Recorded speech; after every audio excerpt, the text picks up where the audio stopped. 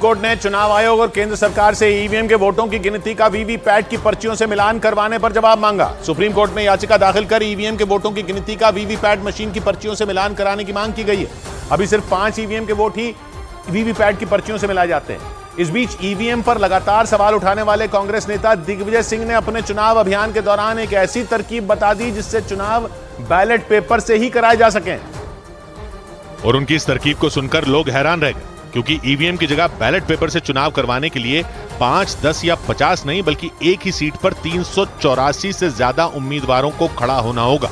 दिग्विजय सिंह 33 साल बाद अपने गृह क्षेत्र मध्य प्रदेश की राजगढ़ सीट से चुनाव लड़ रहे हैं। 2 दिन पहले उन्होंने राजगढ़ संसदीय क्षेत्र में वादा निभाओ पदयात्रा शुरू की। इस दौरान उन्होंने आगर मालवा जिले में इसी फॉर्मूले को जनता के सामने रखा और राजगढ़ सीट पर करीब 400 लोगों से नामांकन दाखिल करने की अपील की। मैंने तो सुझाव दिया, अगर खड़े हो जाते तो ठीक है। दिग्विजय सिंह की तरह छत्तीसगढ़ के पूर्व मुख्यमंत्री भूपेश बघेल ने भी ईवीएम पर सवाल खड़े किए। भूपेश बघेल छत्तीसगढ़ की राजनांदगांव सीट से चुनावी मैदान में हैं और उन्होंने भी बैलेट पेपर से चुनाव करवाने का फॉर्मूला बताया। 384 प्रत्याशी यदि फॉर्म भर दे और नाम वापस ना ले, मतलब वो कैंडिडेट खड़े रहे, तो फिर ईवीएम से नहीं होगा, मत पत्र से होगा। मतलब कांग्रेस इस फॉर्मूले पर काम कर रही है कि एक सीट पर 384 से ज्यादा उम्मीदवार खड़े किए जा सके। ऐसा हुआ तो फिर चुनाव आयोग को उस लोकसभा सीट पर ईवीएम की जगह मतपत्रों से चुनाव करवाने होंगे। लेकिन बैलेट पेपर से चुनाव करवाने का यह फॉर्मूला इतना आसान भी नहीं, क्योंकि इसके लिए एक सीट पर 384 से ज्यादा उम्मीदवारों को खड़ा होना होगा।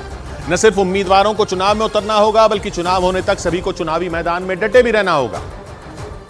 और अगर ऐसा हुआ तो चुनाव आयोग के सामने मुसीबत खड़ी हो जाएगी। हालांकि एक्सपर्ट बताते हैं कि चुनाव आयोग के किसी भी नियम या फिर सर्कुलर में इस बात का कोई जिक्र नहीं है कि 384 से ज्यादा उम्मीदवार होने पर वोटिंग मतपत्र से होगी। लेकिन ये बात भी सच है कि मौजूदा ईवीएम में 384 से ज्यादा उम्मीदवारों को नहीं जोड़ा जा सकता। मतलब ये बात सही है कि 384 से ज्यादा उम्मीदवार होने पर ईवीएम से चुनाव करवाना मुश्किल हो जाएगा। और इसके पीछे की वजह यह है कि एक ईवीएम में नोटा समेत सिर्फ 16 नाम ही हो सकते हैं। इसके अलावा उस ईवीएम से एक साथ 24 मशीनें जुड़ सकती हैं।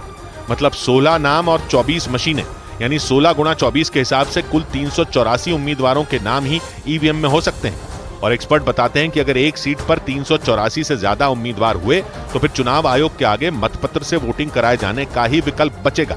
मतलब दिग्विजय सिंह और भूपेश बघेल इस फॉर्मूले के दम पर बैलेट पेपर से चुनाव करवाने की तैयारी में है। हालांकि ईवीएम की जगह बैलेट पेपर से चुनाव करवाने में चुनाव आयोग के सामने कई तरह की मुसीबतें खड़ी हो सकती हैं, क्योंकि जब 400 उम्मीदवार होंगे तो बैलेट पेपर भी 30 से 40 पन्नों का बनेगा। यानी मतपत्र एक पेज का नहीं होगा, बल्कि 30 पन्ने से ज्यादा की एक छोटी किताब की तरह होगा। चुनाव के दौरान लोगों को इस किताब के पन्ने पलटकर पसंदीदा उम्मीदवार के नाम पर मोहर लगानी होगी। यही नहीं, इसके लिए मतपेटी भी नए सिरे से डिजाइन करनी होगी। एक्सपर्ट बताते हैं कि मतपेटी अलमारी या फिर ट्रंक की तरह डिजाइन करनी होगी, ताकि उसमें 30 से 40 पेज का एक बैलेट पेपर आसानी से रखा जा सके। उसी हिसाब से पोलिंग बूथ पर कर्मचारियों की ड्यूटी लगानी पड़ेगी, क्योंकि मतपेटी को उठाने के लिए ज्यादा कर्मचारी लगेंगे। और तो और काउंटिंग के लिए भी ईवीएम से 3 गुना ज्यादा कर्मचारियों की जरूरत पड़ेगी और उन्हें अलग से ट्रेनिंग भी देनी होगी। हालांकि इतिहास में ऐसा कभी नहीं हुआ जब एक सीट से 400 उम्मीदवार चुनाव लड़े हों। जानकारी के मुताबिक अभी तक एक लोकसभा सीट से अधिकतम 60 उम्मीदवार चुनावी मैदान में उतर चुके हैं। लेकिन इस बार अगर एक सीट पर 384 से ज्यादा उम्मीदवार उतरे तो चुनाव आयोग को चुनाव से लेकर मतगणना तक पूरी एक्सरसाइज नए सिरे से करनी होगी। और अगर सभी उम्मीदवार सामान्य वर्ग के हों तो जमानत राशि के तौर पर 1 करोड़ रुपए जमा करने होंगे। नियमों के मुताबिक लोकसभा चुनाव में एक उम्मीदवार को नामांकन दाखिल करते समय जमानत राशि के तौर पर 25,000 रुपए जमा कराने होते हैं। और अगर उम्मीदवार रिजर्व कैटेगरी का होता है तो उसके लिए जमानत राशि आधी हो जाती है, मतलब 12,500 रुपए। लेकिन अगर सभी 400 उम्मीदवार सामान्य वर्ग के हुए तो जमानत राशि के तौर पर 1 करोड़ रुपए जमा करने होंगे, जबकि आरक्षित वर्ग के उम्मीदवार होने पर 50 लाख रुपए जमानत राशि जमा करवानी होगी। चुनाव में अगर किसी उम्मीदवार को 5% से कम वोट मिलते हैं तो उसकी जमानत राशि जब्त हो जाती है। मतलब चुनाव आयोग में जमा करवाए गए पैसे उम्मीदवार को वापस नहीं मिलते। इसीलिए ये माना जा रहा है कि अगर दिग्विजय सिंह राजगढ़ लोकसभा सीट पर मतपत्र से चुनाव करवाने की जिद पर आ गए तो उनके लिए ये कोई मुश्किल काम नहीं होगा। वो पिछले कई साल से ईवीएम से चुनाव करवाने के खिलाफ हैं। विधानसभा चुनाव में भी उन्होंने कांग्रेस की हार के लिए ईवीएम को जिम्मेदार ठहराया था। इस बार तो वो खुद चुनाव लड़ रहे हैं। इसी वजह से माना जा रहा है कि दिग्विजय सिंह ईवीएम से चुनाव नहीं करवाने के लिए ये दांव खेल सकते हैं। लेकिन कांग्रेस नेता दिग्विजय सिंह की यह रणनीति तब साफ होगी जब मध्य प्रदेश की राजगढ़ लोकसभा सीट पर नामांकन शुरू होगा। इस सीट पर 19 अप्रैल तक नामांकन किए जा सकेंगे।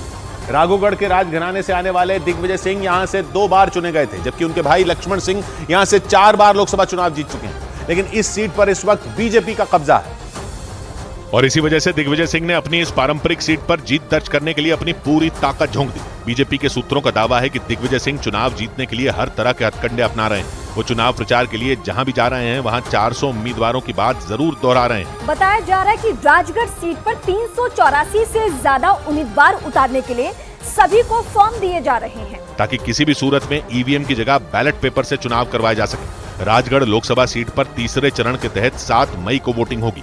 इसके लिए 12 से 19 अप्रैल तक नामांकन जमा किए जाएंगे। इसके बाद ही यहां की तस्वीर साफ होगी कि कितने उम्मीदवार चुनावी मैदान में खड़े और डटे हैं। अगर दिग्विजय सिंह का दांव सही बैठा और 384 से ज्यादा उम्मीदवारों के नामांकन वैध पाए गए तो यहां मतपत्र से चुनाव कराए जाने की संभावना बढ़ जाएगी। चुनाव आयोग को इसके लिए नए सिरे से तैयारियां करनी होंगी। बताया जा रहा है कि दिग्विजय सिंह की इस रणनीति पर चुनाव आयोग ने भी नजर बना रखी है। इस बीच